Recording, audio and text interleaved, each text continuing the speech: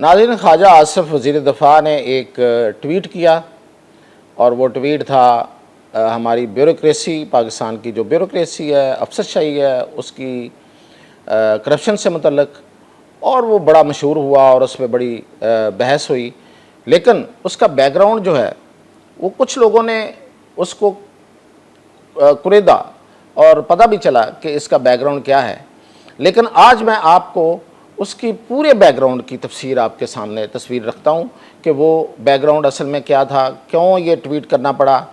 اور پھر خواجہ آصف صاحب کے ساتھ بعد میں ان کو کیا میسیج ملا اور ان پر کیا گزر رہی ہے. تو سب سے پہلے تو دیکھیں، خواجہ آصف صاحب کا جو ٹویٹ تھا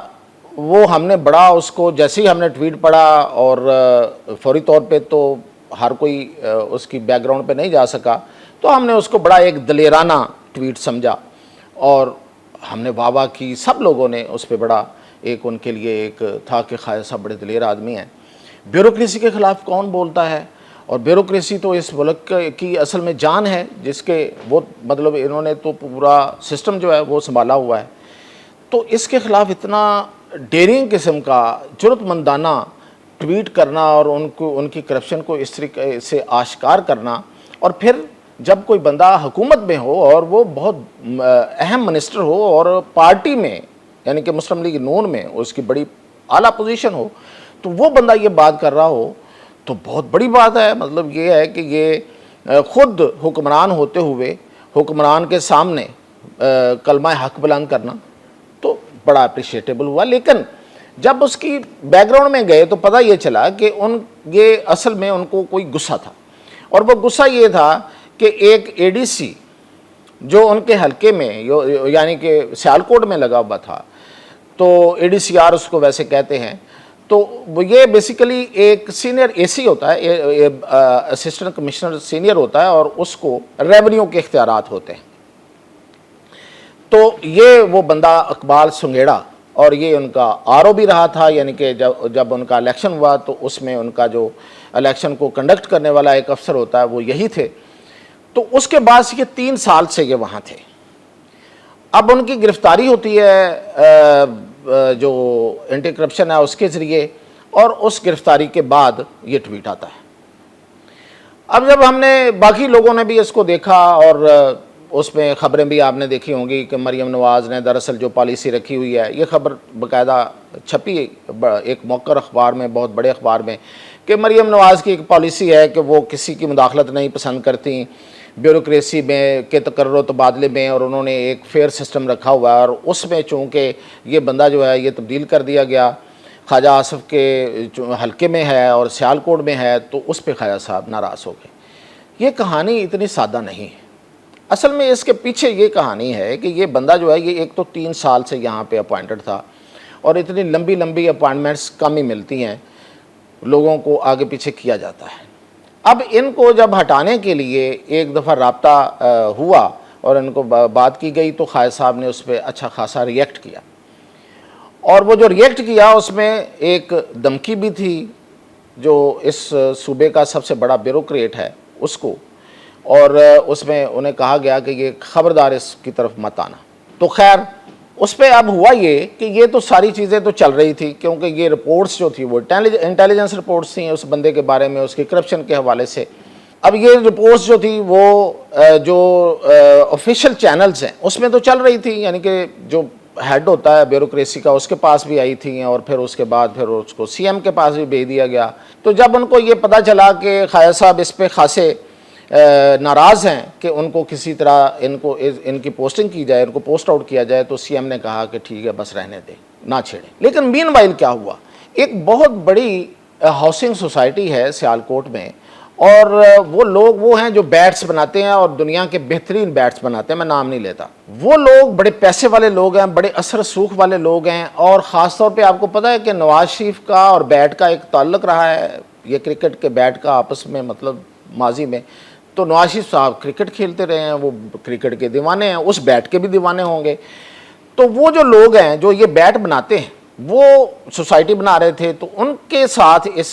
بھائی اقبال سنگھیڑے کے معاملات تھے، تو وہ اس سے تنگ تھے. وہ اب رستہ ڈھونڈ رہے تھے. انہیں مین وائل ایک رستہ مل جاتا ہے جو رائے کے امام مسجد ہیں ان کے ذریعے وہ پہنچ جاتے ہیں میاں نواز شریف کے پاس،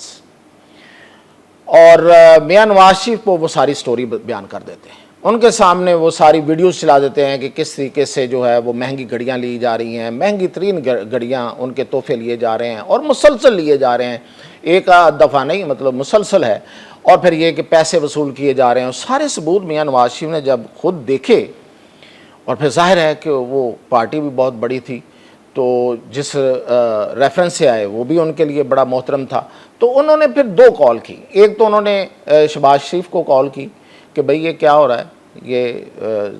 جو خواجہ صاحب ہیں ان کا یہ بندہ ہے، اور دوسری انہوں نے پھر کال سی ایم کو کی، مریم نواز کو، تو انہوں نے پھر وہ ریکارڈ لے کے میاں صاحب کے پاس پہنچ گئی، اور انہوں نے کہا کہ یہ تو میرے پاس آلریڈی ہے یہ سارا کچھ، اور چونکہ خواجہ صاحب اس پہ ناراض ہو رہے تھے تو میں نے روک دیا تھا۔ تو پھر میاں صاحب نے وہاں پہ کہا کہ نہیں، یہ بہت بڑا کام ہے، اس کو روکا نہیں جا سکتا، اس پہ آنکھیں نہیں بند کی جا سکتی، اس لیے آپ ایکشن لیں۔ تو اس پہ پھر ایکشن لیا گیا۔ اب جو ایکشن ابھی تک جو ہے، اب ہمیں جو لیٹسٹ ملی ہے وہ بھی ابھی تک ہاف ہارٹڈ ہے، یعنی کہ وہ بھی ابھی ادھورا ایکشن ہے، کہ اس کو گرفتار ضرور کیا گیا، ریکوریز بھی ہوئیں، سب کچھ ہوا، لیکن آج تک کیسی بات ہے کہ وہ کاغذوں میں معطل نہیں ہے، نہ ہی ان کو ریلیو کیا ہے حکومت پنجاب نے as A D C R, اس کو ریلیو نہیں کیا، اس کو کہیں اور رپورٹ کرنے کا نہیں کہا گیا، نہ ہی وہ معطل ہے، یعنی کہ اس کی جو پوزیشن ہے وہ ایز اٹ از ہے، یعنی کہ وہ اے ڈی سی آ رہی ہے، ٹھیک ہے، گرفتاری ہوئی ہے اور سب کچھ ہوا ہے، اس پہ اس کے جو بھائی بند ہیں وہ بھی آ گئے ہیں، انہوں نے ان پہ ہونے والے تشدد کی مذمت بھی کی ہے، اگر کسی پہ تشدد ہوا ہے تو غلط ہوا ہے، تشدد نہیں ہونا چاہیے، لیکن ان سے جو اب تک چیزیں جو ریکور ہوئی ہیں وہ اتنی زیادہ ہیں کہ شاید وہ اس سے بچ نہ پائیں۔ اور اب جو خواجہ صاحب ہیں ان کی ایک ملاقات ہوئی پھر اس کے بعد نواز شریف صاحب کے ساتھ، تو نواز شریف کے بڑے پرانے دوست ہیں، یہ دوست ہیں آپس میں، مطلب ان کا دوستی کا تعلق ہے، اور ظاہر ہے کہ نیاز مندی کا بھی تعلق ہے، وہ پارٹی میں بھی ہیں اور بڑے پرانے کارکن ہیں اور بڑے پرانے لیڈر ہیں، لیکن یہ ہے کہ اس پہ پھر میاں نواز شریف نے بھی ان کو کہا کہ خواجہ صاحب دیکھیں، یہ چیزیں اس طرح سے جب سامنے آ جاتی ہیں تو پھر مشکل ہو جاتا ہے۔ تو پھر مطلب یہ ہے کہ لوگ تو یہ بھی بات کر رہے ہیں کہ یہ اکیلا ہی وہ تو نہیں کر رہا تھا، کوئی شاید کوئی ادھر ادھر کوئی اور بھی کوئی حصے داری کچھ ایسا ایشو تھا، تو ایسے ہی تو غصہ ہے، یہ جو خفگی ہے یہ ایسے تو نہیں ہوئی، تو یہ ہے اصل میں اس کے پیچھے کہانی۔ اور خواجہ صاحب کے لیے اب خاصی مشکل بن گئی ہے کہ وہ اس کو کس طرح سے لے کے آگے، منطقی انجام کیا ہے اس کا ہوتا ہے، اور خواجہ صاحب جس لیول پہ چلے گئے ہیں تو اس کے بعد پھر استعفیٰ تو خیر مشکل ہی ہے، لیکن یہ ہے کہ خواجہ صاحب خاصے مشکل میں رہیں گے، اور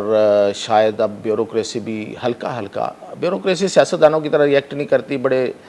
دھیمے سروں میں کرتی ہے، تو وہ بھی ہلکا ہلکا انتقام کی طرف ضرور آئے گی۔ تو یہ تھی اس میں اپڈیٹ۔